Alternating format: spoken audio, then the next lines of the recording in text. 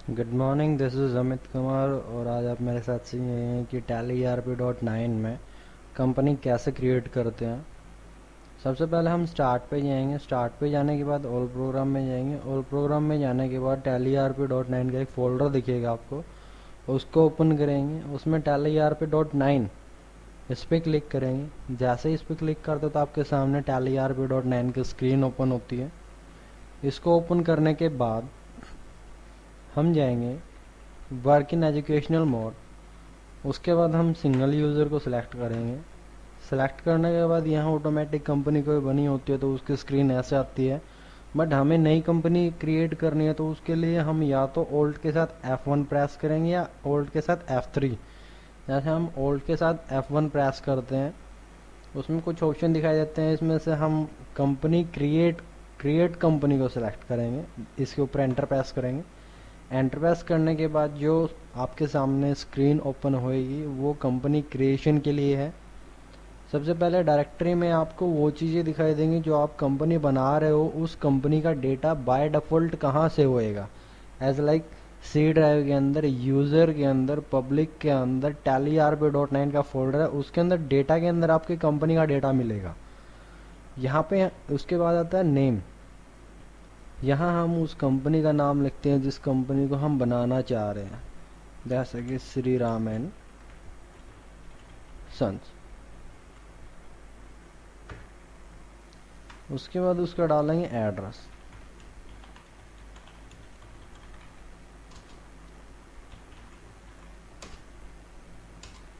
उसके बाद यहाँ उसकी कंट्री सिलेक्ट करते हैं। उसके बाद स्टेट सिलेक्ट करेंगे कौन से स्टेट में है, जिस एरिया में आपकी कंपनी है उसका पिन कोड।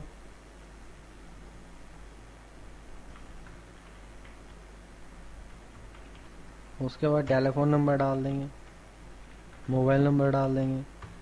ईमेल आईडी है तो ईमेल आईडी डाल देंगे, अदरवाइज इसको ब्लैंक छोड़ देंगे।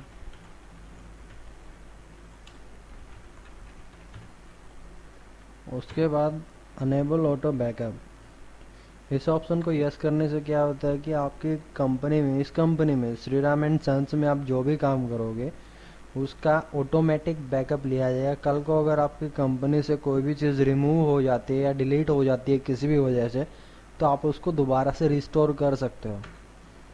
फिर यहाँ पे करेंसी सिंबल आता है। इंडिया में अपने यहाँ रुपीज़ ही चलता है तो यहाँ रुपीज़ का सिंबल दिखा रखा है। अदरवाइज़ किसी फॉरेन कंट्री में करते हैं तो रुपीज़ की जगह डॉलर वगैरह जो भी उस कंट्री की करेंसी होएगी वो यहाँ पे हम डाल देंगे। मेंटेन, यहाँ आपको दो चीज़ें दिखाई देंगी, अकाउंट्स ओनली और अकाउंट्स विद इन्वेंट्री। ये दोनों चीज़ें होती क्या है इसके बारे में छोटा सा डिफरेंस मैं आपको बताता हूँ। अकाउंट्स ओनली क्या होता है कि हम सिर्फ अकाउंट से रिलेटेड जो भी काम करते हैं, as like simply purchase, simply sale, किसी पार्टी को पेमेंट देनी है या किसी पार्टी से पेमेंट रिसिप्ट करनी है या बैंक में पैसा जमा करवाना है या बैंक से पैसा निकलवाना है, ये सारे के सारे सिंपली ट्रांजेक्शन हम अकाउंट्स ओनली में करेंगे।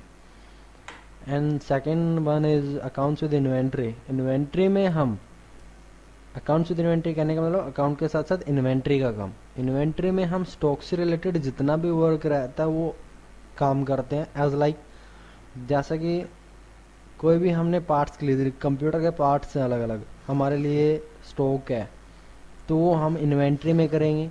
या फिर जैसा कि मैन्युफैक्चरिंग का जो भी काम होता है, जैसा कि कोई भी चीज़ रॉ मटेरियल है और रॉ मटेरियल को फिनिश गुड्स तक ट्रांसफ़र करते हैं तो उसके बीच की जो प्रोसीजर रहेगी वो हम इन्वेंट्री में रहेगी, हमारी मैन्युफैक्चरिंग में रहेगी। तो अकाउंट्स ओनली में हम इन्वेंट्री का काम नहीं कर सकते, स्टॉक का काम नहीं कर सकते। अकाउंट्स ओनली में सिर्फ अकाउंट का काम कर सकते हैं। But but accounts with inventory में जो है हम किसी भी टाइप का अकाउंट से रिलेटेड हो चाहे इन्वेंट्री से रिलेटेड हो, दोनों काम हम एक साथ इसमें अकाउंट्स विद इन्वेंट्री से कर सकते हैं। तो हम कोई भी सिलेक्ट करें, वो आपके ऊपर डिपेंड, आप कौन सा सिलेक्ट करना चाहते हो। फाइनेंशियल ईयर फ्रॉम, यानी कि आपका वित्तीय वर्ष कब से स्टार्ट होता है, फाइनेंशियल ईयर आपका कब से स्टार्ट होता है। अकॉर्डिंग टू रूल हमारा जो फाइनेंशियल ईयर जो है वो 1/4 से ही, यानी कि 1 अप्रैल से ही स्टार्ट होता है। ईयर आप अपनी मर्जी का कोई भी डाल सकते हो। बुक बिगिनिंग फ्रॉम, इसका मतलब होता है कि आपकी कंपनी में वर्किंग तब कब से हुआ है और उसका जो रिकॉर्ड बुक रिकॉर्डिंग है, रिकॉर्ड कीपिंग है, वो आप कब से कर रहे हो, वो डेट आप यहाँ डालोगे। फिर आता है सिक्योरिटी कंट्रोल का एक ऑप्शन आता है यहाँ, टैली वोल्ट पासवर्ड, इसको हम आगे सीखेंगे। फिर आता है यूज सिक्योरिटी कंट्रोल, इसको भी हम आगे सीखेंगे। उसके बाद आपको यहाँ नीचे बेस करेंसी से इंफॉर्मेशन दिखाई देगा। यहाँ पे क्या है कि जो हमारा रुपीज़ है, जो करेंसी है, उसी के बारे में छोटी सी डिटेल दे रखी है, तो हमें इसमें कुछ ज़रूरत नहीं है इसको चेंजमेंट करने की। तो एंटर प्रेस करते जाएंगे। एंटर प्रेस करने के बाद एक्सेप्ट होगा, उसको सिलेक्ट करेंगे। तो जो आपको प्रोसीजर यहाँ प्रोसेस दिखाई दी थी, वो आपकी कंपनी क्रिएशन की है। जैसे ही वो प्रोसेस कंप्लीट होती है तो आपके सामने इस टाइप की स्क्रीन आएगी, जिसको हम राइट साइड में एक अलग है और लेफ्ट साइड में एक स्क्रीन अलग है। इसको बोलते हैं कंप्लीट को गेटवे ऑफ टैली, कंप्लीट को बोलते हैं gateway of tally. But right side में फंक्शंस होते हैं और लेफ्ट साइड में हमें कंपनी की इंफॉर्मेशन मिलेगी। एज लाइक लेफ्ट साइड में क्या होता है, करंट पीरियड। करंट पीरियड आपका 1 साल का ही रहता है, कि मीन्स 1 अप्रैल से लेके 31 मार्च तक का जो आपका प्रोसेस रहेगा, सॉरी पीरियड रहेगा, वो आपका यहाँ करंट पीरियड में शो करेगा। और करंट डेट में आपको वो डेट शो करेगा जिस डेट को आपने कंपनी क्रिएट की है, वो करंट डेट यहाँ शो कर देगा आपको। फिर आता है नीचे लिस्ट ऑफ सिलेक्टेड कंपनीज, यहाँ आपको वो चीज़ दिखाएगा जो कंपनी आपने सिलेक्ट की हुई है, यानी कि जो आपकी रनिंग में है, उनका नाम नेम ऑफ कंपनीज के नीचे यहाँ शो कर देगा। चाहे एक कंपनी हो, 2, 3 हो, 4 हो, जितने भी कंपनी आपने ओपन कर रखी होंगी, उनका नाम आपको नेम ऑफ कंपनीज के नीचे दिखेगा। फिर आता है डेट ऑफ लास्ट एंट्री, इसके नीचे यहाँ शो कर रहा है कि no voucher entered. It means हमने इसके अंदर कोई ट्रांजेक्शन नहीं किए, कोई वाउचर एंटर नहीं किया है। अगर आप किसी भी डेट को या किसी भी तारीख को यहाँ आप एंट्री यानी ट्रांजेक्शन करते हो इसके अंदर, तो वो जो लास्ट ट्रांजेक्शन आपने किस तारीख को की थी या किस डेट को की थी, वो आपको यहाँ मेंशन हो जाएगा। इसके बाद आता है अकाउंट्स, जो आपकी गेटवे ऑफ टैली की दूसरी साइड जो स्क्रीन शो हो रही है, उसके अंदर आता है आपका मास्टर में मैं कुछ इसके बारे में बेसिक बताना चाहता हूँ। अकाउंट्स इन्फो में हम, जैसे कि आप लेजर होते हैं, लेजर क्रिएट करने के लिए, खाते बनाने के लिए होता है। फिर आता है इन्वेंट्री इन्फॉर्मेशन के अंदर होता है कि हमें स्टॉक से रिलेटेड कोई भी चीज़ बनानी है तो वो करते हैं। क्विक सेटअप में इसके कुछ अलग अलग फंक्शंस आते हैं। ट्रांजैक्शन में आते हैं कि अकाउंटिंग वाउचर, अगर हमें अकाउंटिंग से रिलेटेड कोई भी ट्रांजैक्शन करनी है, यानी कि खाता बनाने के बाद उसका लेखा जोखा करना है, वो हमें अकाउंटिंग वाउचर में करना पड़ेगा। और इन्वेंट्री का करना है तो हमें इन्वेंट्री वाउचर में करना पड़ेगा।